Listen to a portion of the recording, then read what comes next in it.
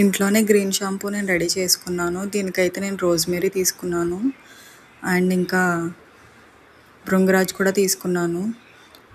Next మొరింగి leaves తీసుకున్నాను. మునగాకు. తర్వాత ఇక్కడ నేను చూపిస్తున్నాను కదా మందార ఆకులు. ఇవన్నీ వాష్ చేసుకున్నాను. 2 టైమ్స్ వాష్ చేసుకొని షాంపూ ప్రిపేర్ అయితే చేసుకున్నాను నేను.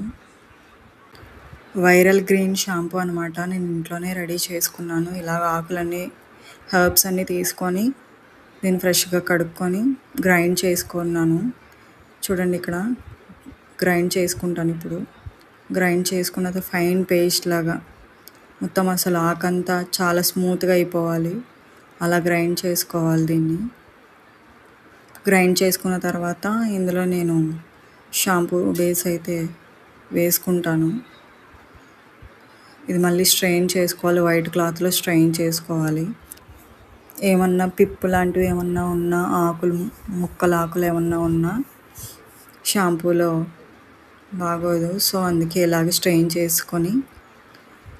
చేసుకున్న తర్వాత ఇలా క్లాత్తో అయితేనే బెటర్గా ఉంటుంది. మనకి స్ట్రెయిన్ చేసుకుంటే మనకి బాగా వస్తుంది. ఇలా స్ట్రెయిన్ చేసుకున్న తర్వాత ఇందులో నేను నాకు కావాల్సినంత ఈ క్వాంటిటీ తీసుకొని షాంపూ బేస్ అయితే యాడ్ చేసుకుంటాను. షాంపూ బేస్ యాడ్ చేసుకున్న తర్వాత ఇది నేను హెడ్ బాత్కి యూజ్ చేసుకుంటాను. ఇది వీక్లీ వన్స్ పెట్టుకుంటాను. ఇది నో కెమికల్స్ గ్రీన్ షాంపూ అనమాట. ఇది ఎలాంటి కెమికల్ ఉండదు. జస్ట్ ఇది షాంపూ పెరల్ బేస్ అన్నమాట. ఇది జస్ట్ ఏదో నుగర్ రావడానికి మాత్రమే. ఇక్కడ నేను మిక్స్ చేసేసుకుంటున్నాను. ఫైనల్ చూడండి ఎలా ఉంటుందో షాంపూ. అసలు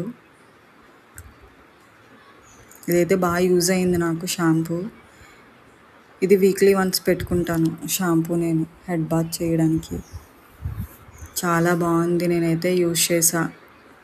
ఎవరైనా ఇంట్లోనే యూజ్ చేయాలి, మాకు న్యాచురల్గా షాంపూ కావాలనుకుంటే నేను సేమ్ చేసినట్టే మీరు కూడా చేసుకోవచ్చు. అందుకే ఈ వీడియో నేను అప్లోడ్ చేస్తున్నాను. ఇప్పుడు ఇది వైరల్ కూడా అవుతుంది గ్రీన్ షాంపూ అని. నేను మీకు ఇంగ్రీడియంట్స్ కూడా ఏమేమి వేసానో నేను కింద డిస్క్రిప్షన్లో ఇస్తాను. చూడండి ఇలా బాటిల్లో నేను స్టోర్ చేసుకుంటాను. ఇక్కడ నుగురు కూడా వస్తుంది. చూడండి వీడియోలో చూపిస్తున్నా. చూడండి చూసారా ఫామ్లా ఎలా వచ్చిందో నుగురు.